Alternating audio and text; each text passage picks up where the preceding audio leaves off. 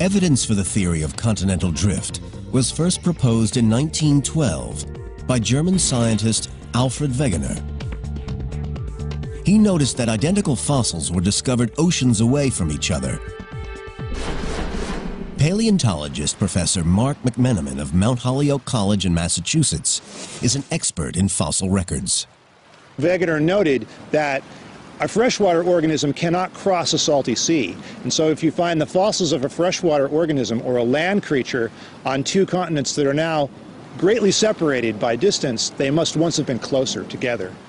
By identifying like fossils on different continents, scientists can map which continents were joined in the past. The fossil distributions will tell us where fossils occur and how the continents must have been juxtaposed. Fossils that are identical but occurring in very different parts of the world imply that the continents have drifted. When he first proposed his theory of continental drift, Wegener was laughed at. The idea that continents could actually move was considered preposterous. The problem was, he didn't know how the continents moved. The missing mechanism wasn't discovered until the 1960s. Plate tectonics is powered by heat. Plate tectonics is being largely driven by the fact that the interior of the Earth is much hotter than the surface. The temperature at the center of the core is 10,000 degrees Fahrenheit. It's as hot as the outer parts of the sun. Much of the heat is left over from the collisions and massive bombardment during the early days of the Earth. The rest comes from radioactive decay of heavy elements in the core. Heat escaping from the core creates convection currents in the next layer of the Earth, the mantle. The process is like a lava lamp, where heat from the bulb at the bottom creates convection currents in the oil, pushing the synthetic lava upward. The heat melts part of the mantle and sends plumes of magma, molten rock, rising to the surface. It rises between cracks in the plates, creating new rock that pushes the plates apart.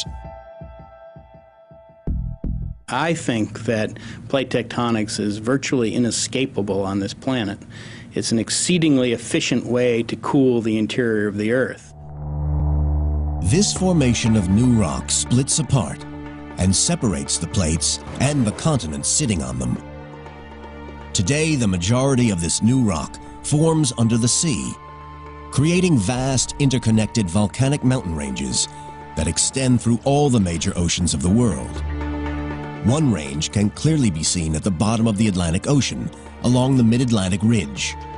It stretches more than 12,000 miles from the subantarctic to the Arctic. It comes to the surface in a few places. Iceland was created from volcanic lava, bubbling up at the junction between the North American and Eurasian plates. It's one of the few places on Earth that one can actually see continents being pushed apart. We are watching here geological structures that you cannot really watch anywhere else. It's like a big textbook of geology. This is where the Earth's crust is being made.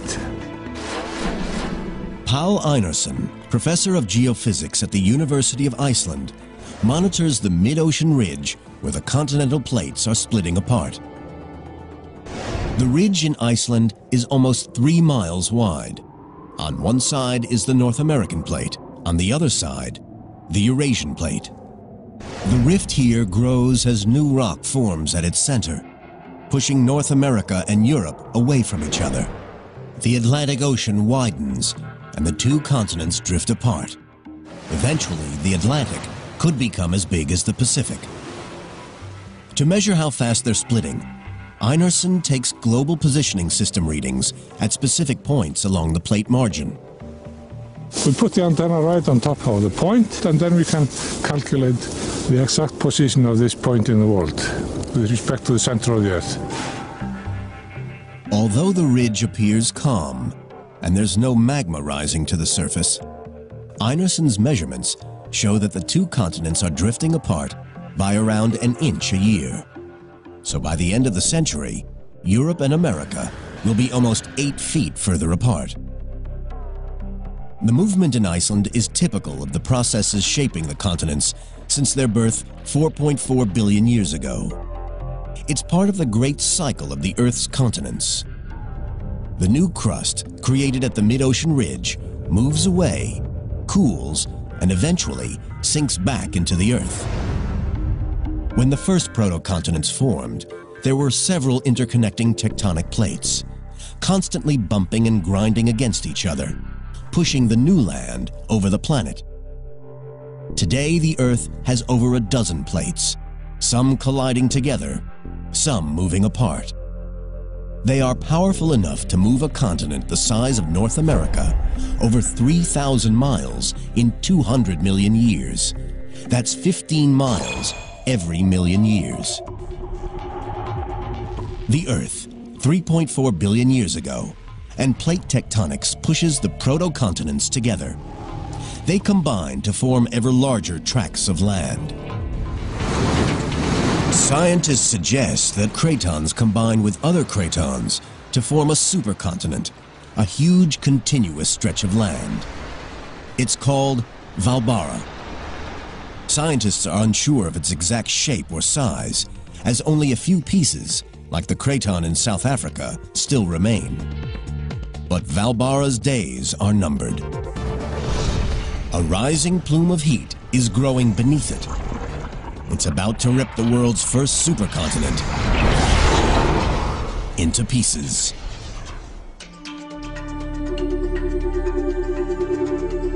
$2.7 billion years ago, Valbara, the world's first supercontinent, still dominates the planet. But plate tectonics, powered by heat from the Earth's core, is about to split it apart. Rock is a good insulator. When a continent gets very large, the rock traps heat beneath it.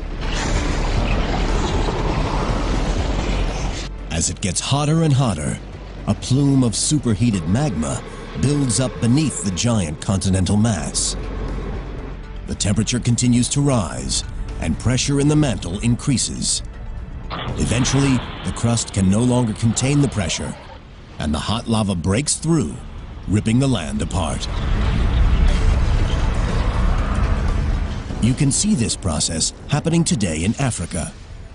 Heat from the Earth's core is ripping the continent apart. A giant rift valley runs from the Red Sea down to Mozambique. Giant cracks are opening up in the land. Volcanoes, like Kilimanjaro, mark spots where molten rock have risen to the surface in the past. In 10 million years, the eastern half of the continent will have split away. The molten lava trapped beneath the giant supercontinent of Valbara eventually smashes through the surface rock. The continent ruptures into several smaller pieces.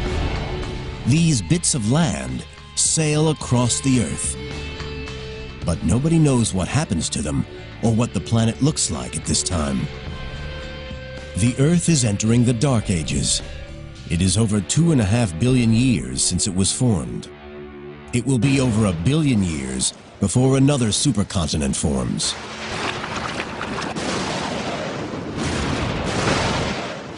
The Earth is entering a deadly cycle of destruction and rebirth. The theory of continental drift suggests that we go through cyclic phases of continental dispersion and then continental collision. And the continents then seem to move apart from one another and then collide with one another over a maybe 100 million year or more time scale. When a large continent splits apart, the separate pieces travel away from each other, pushed by the creation of new land at the ridge between plates. Because the Earth has a constant surface area, the same amount of land created must be absorbed into the Earth. This process happens at subduction zones at the junctions of plates. At a subduction zone, crust dives down into the mantle to be melted to form new rock. When the plate subducts into the Earth, it brings two pieces of land together. When they collide, a new supercontinent starts to form. It is now 1.1 billion years ago on our timeline, and the next known supercontinent has formed. Its name is Rodinia, and it holds almost all of the continental rock on the surface of the Earth. Still, no one knows exactly what it looked like, but at its heart is an area that will eventually become North America. 350 million years later, the cycle of annihilation and creation starts again as the buildup of heat beneath the surface of the Earth tears Rodinia apart. When Rodinia splits, it forms several smaller continents that for millions of years drift apart and then drift back together again to form Gondwana, a supercontinent in the southern hemisphere. Eventually, after several 100 million years, Gondwana slowly splits apart. Plate tectonics pushed the land back together to create the world's last supercontinent. It's a huge landmass known as Pangaea. All the continents we know today are here, joined together. Geologists are able to plot the continents' relative positions because 350 million years ago, there are numerous species on Earth, each living in distinct regions. This specimen that I have right here is the first trilobite that was ever described from what is now the United States. It is exactly the same type of trilobite that occurs on the other side of the Atlantic Ocean in North Africa. So we know then that the trilobites in the old and new worlds must have been close together because they're so closely related. The fossil records show that North America and Europe rest next to one another. The land where New York now sits is next to Morocco in North Africa. The Atlantic Ocean does not exist.